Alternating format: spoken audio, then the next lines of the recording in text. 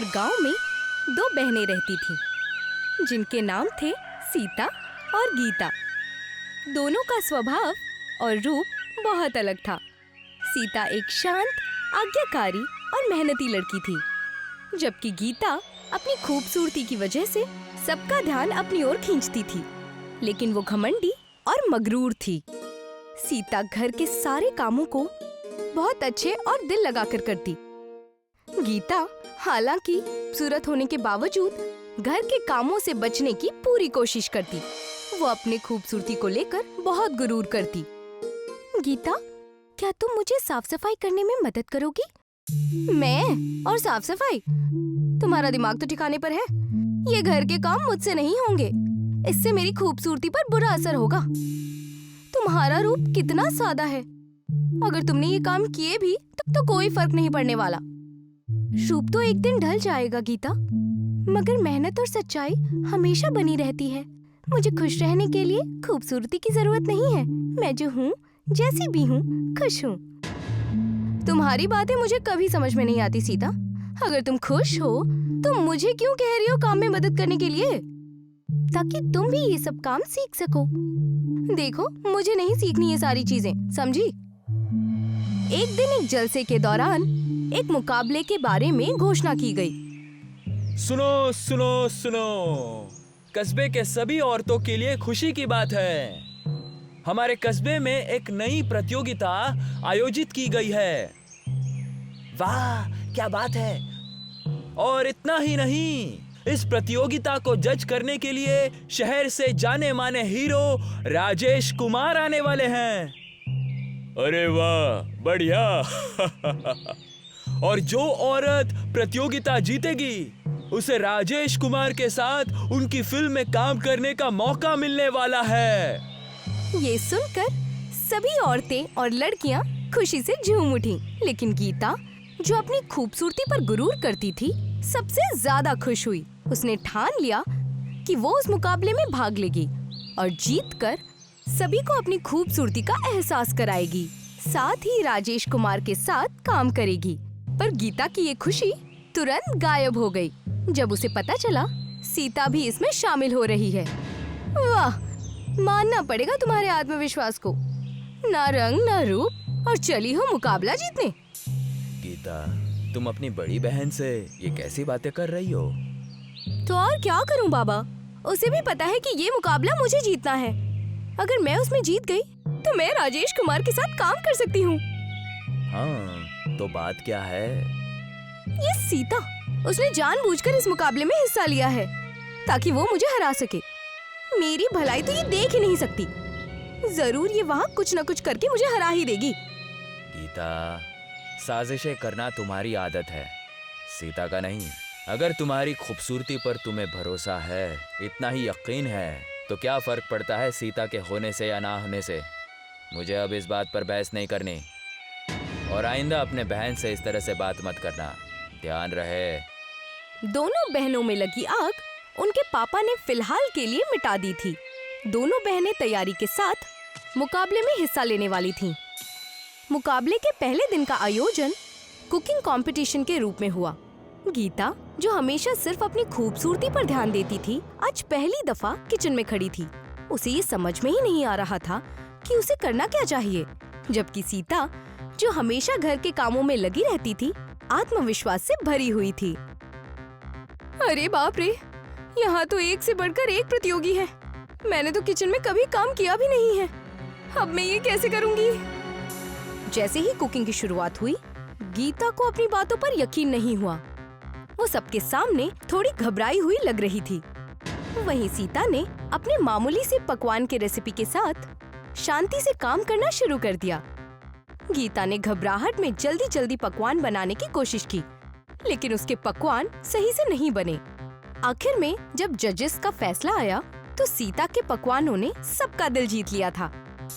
तो दोस्तों, पहले ही मैं बता दूं कि सारे कॉम्पिटिटर्स ने काफी मेहनत से पकवान बनाए हैं, लेकिन इस कंपटीशन की विजेता है मिस सीता। अरे वाह, क्या बात है! सीता का नाम सुनकर गीता नाराज हो गई। आखिर उसे जिस बात का डर था वही तो हो रहा था। लेकिन उसने हार नहीं मानी। उसने अगले दिन के लिए जमकर तैयारी करने की ठान ली।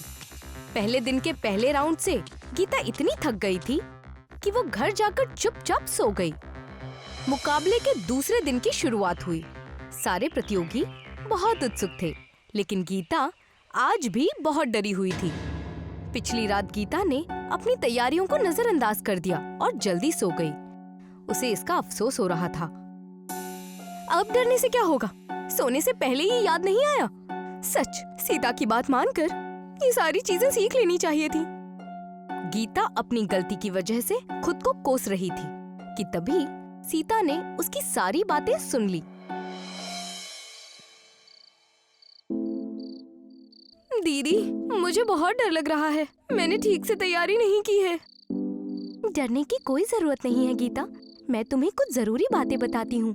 अगर मन से काम करोगी तो सब अच्छा होगा। सीता ने गीता को कुछ डिजाइन्स और बुनाई के टिप्स बताए। गीता ने उन्हें ध्यान से सुना और अपनी फिक्र को दूर करने की कोशिश की। मुकाबला शुरू हुआ। सभी प्रतिभागी अपने अपने कपड़े लेकर काम में जुट गए। जैसे जैसे मुकाबला आगे बढ़ा, गीता ने देखा कि सीता की सिलाई में कुछ अजीब सा था। ऐसा लग रहा था जैसे कपड़े पर खुद ब खुद डिजाइन बन रहे हों। ये देखकर गीता की फिक्र और बढ़ गई। दीदी, ये क्या हो रहा है? तुम्हारी सिलाई इतनी परफेक्ट क्यों है? गीता, बस अपना काम करो। कुछ सवालों के जवाब कभी मत पूछो। मुकाबला खत्म हुआ। मुकाबले के जज राजेश कुमार ने सारे प्रतियोगियों के डिजाइन्स देखे। इस बार वो गीता पर भी खुश थे। उन्हें उनके डिजाइन्स अच्छे लगे, लेकिन जब उन्होंने सीता के डिजाइन्स देखे तो वो हैरान रह गए। डिजाइन इतनी खूबसूरत और इतने अलग थे कि सबकी नजरें उसी पर टिक गई। दोस्तों, लड़ाई तो टक्कर की थी। सबने सच में बहुत ही बेहतरीन काम किया है, लेकिन इस कंपटीशन की विजेता है मिस सीता। लेकिन गीता के मन में अभी भी सवाल थे। रात में उसने सीता से फिर पूछा, सीता, सच बताओ, ये सब कैसे हुआ? तुमने जानबूझकर मुझे पुरानी वाली डिजाइन सिखाया ना, ताकि तुम जीत सको? क्या? मैं भला ऐसा क्यों करूं? मुझे हराने के लिए, और क्या? तुम फिर शुरू हो गई। आप तो इसकी वकालत करेंगे ही, लेकिन कल देखना, कल मैं ही जीतूंगी। कल सौंदर्य राउंड है, उसमें तो तुम मुझे हराने से रही। मिलते हैं कल। गीता कुछ भी करके सीता को हराना चाहती थी। उसने सोशल मीडिया पर ब्यूटी टिप्स खोजना शुरू किया। घंटों की खोज के बाद उसे एक रहस्यमयी और अजीब नुस्खा मिला, लाल मिर्च का मास्क। उसमें दावा किया गया था कि इसे लगाने से चेहरे पर तुरंत चमक आ जाती है। ये तो कमाल का नुस्खा लगता है। बस इसे लगाकर मैं सीता को हरा ही दूंगी। गीता ने बिना सोचे समझे उस मास्क को बनाने का फैसला किया। वो रसोई में गई। उसने लाल मिर्च पाउडर, शहद और दूध मिलाकर एक पेस्ट तैयार किया।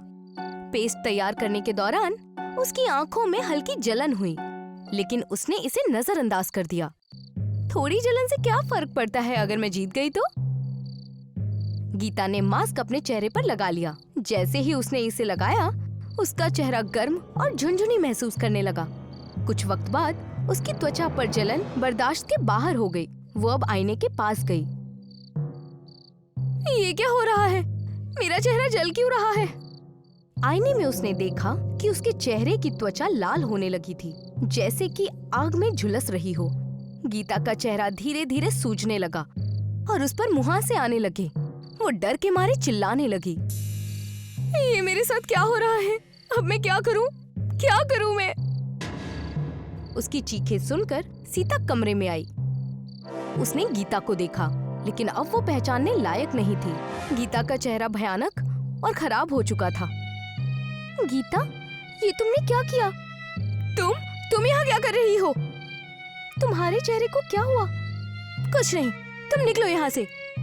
सीता गीता की हालत देखकर चौंक गई थी।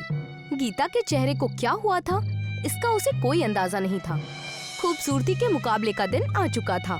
गीता ने लाल मिर्च का मास्क लगाने के बाद जो भुगता था, उससे उसका चेहरा खराब हो चुका था। लेकिन अपने गुरूर और आत्मसम्मान को बचाने के लिए उसने किसी को सच नहीं बताया। वो एक नकाब पहनकर मुकाबले में शामिल हुई। गीता, क्या तुम ठीक हो? तुमने चेहरा क्यों छुपा रखा है? कुछ नहीं, सब ठीक है, तुम बस अपनी तैयारी करो। मुकाबला शुरू हुआ। सभी प्रतिभागी आत्मविश्वास से मंच पर अपने अपने रूप और खूबसूरती का प्रदर्शन कर रहे थे। जब गीता की बारी आई तो वो घबराते हुए मंच पर गई। मुझे बस ये नकाब नहीं हटाना है, सब ठीक हो जाएगा।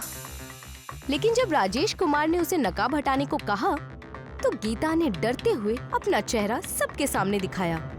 जैसे ही लोगों ने उसका चेहरा देखा, पूरा मैदान ठहाकों और हंसी से गूंज उठा। ये क्या मजाक है? सौंदर्य प्रतियोगिता में ये चेहरा लेकर आई हो? गीता का आत्मसम्मान चकनाचूर हो गया। उसकी आंखों से आंसू बहने लगे। उसे अफसोस हो रहा था। उसे वो सारी बातें याद आने लगी जो उसने सीता से कही थीं। मुकाबले के कायदे के हिसाब से गीता का नाम वहां से हटा दिया गया। गीता की हालत देखकर सीता का दिल पसीज गया। वो मंच पर गई।